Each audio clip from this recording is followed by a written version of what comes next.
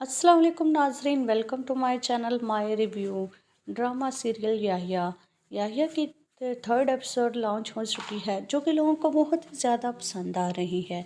अगले एपिसोड में आप देखेंगे कि किस तरह चार बहनों का इकलौता भाई, जिसको सारे बहुत मोहब्बत करते हैं और वो इतना लाडला है कि सारे उसकी हर ख्वाहिश पूरी करने को तैयार हैं।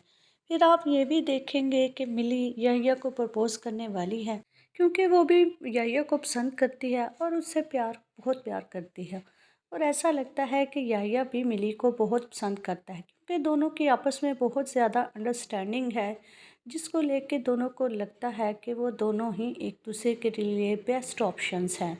फिर आप ये भी देखेंगे कि जब मिली याहिया को प्रपोज़ करेगी तो वहाँ पे आप देखेंगे कि किस तरह, और यहाँ पर आप देखा कि मिली ने अपने मोहब्बत का इजहार कर ही दिया याहिया के बर्थडे पर, लेकिन जिसको याहिया की मदर बहुत गौर से देख रही थी और उन्होंने महसूस कर लिया कि मिली और याहिया एक दूसरे को पसंद करते हैं, लेकिन वो ये बात सबके सामने नहीं करना चाहती थी और इस बात को छुपाना ही बेहतर समझा, क्योंकि वो जानती थी जैसे ही सबको इस बात का पता चलेगा तो घर में एक वबाल सा उठ पड़ेगा।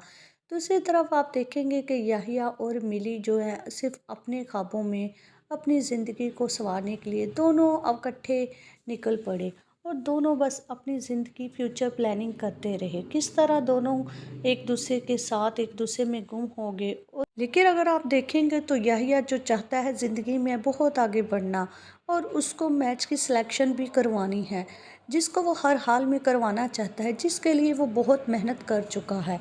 लेकिन जैसे ही कोच उसको उसकी इंजरी की वजह से समझाएगा कि वो अभी फ़िलहाल इस चीज़ में पार्टिसिपेट नहीं कर सकता, तो ये चीज़ याहिया लेकिन हर हाल में सिलेक्शन करवाना चाहता है और वो बहुत आगे बढ़ना चाहता है। वो चाहता है कि वो दुनिया में कुछ ना कुछ अचीव करे। और यहाँ आपने देखा कि किस तरह कोच के बहुत ज़्यादा समझाने के बावजूद याहिया ने देखा कि बहुत बड़े बड़े लोग आए हुए हैं और उसको हर हाल में इस मैच को जीतना है और अपनी सिलेक्शन पक्की करवानी है।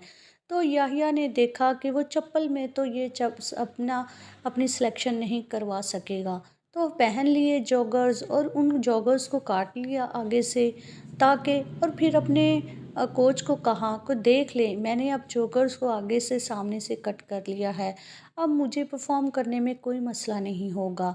तो वो ठान लिया उसने कि वो ज़रूर परफॉर्म करेगा। तो फिर वही हुआ जो वो चाहता था, उसने सबको हैरान कर दिया और एक अच्छी इनिंग खेली। सारे देखकर इस चीज़ को बहुत खुश हो गए को याहिया ने बहुत हिम्मत की। फिर आप ये भी देखेंगे कि जैसा ही याहिया वापस अपने घर जाएगा तो बहनें तो जैसे उसको देख के ही खुश हो जाती हैं। क्यों ना खुश हों, उनका इकलौता भाई है और उससे बहुत ज़्यादा मोहब्बत करती हैं। तो याहिया भी सुनाने लगा उनको स्टोरी कि किस तरह उसने आज इस वसीम अकरम को देखा। तो उसकी बहनें उससे पूछने लगी कि वसीम अकरम कैसा दिखता है, बोलता कैसा है, उसका रवैया कैसा है। तो याहिया उनको बताने लगा कि वसीम अकरम किस तरह का इंसान है।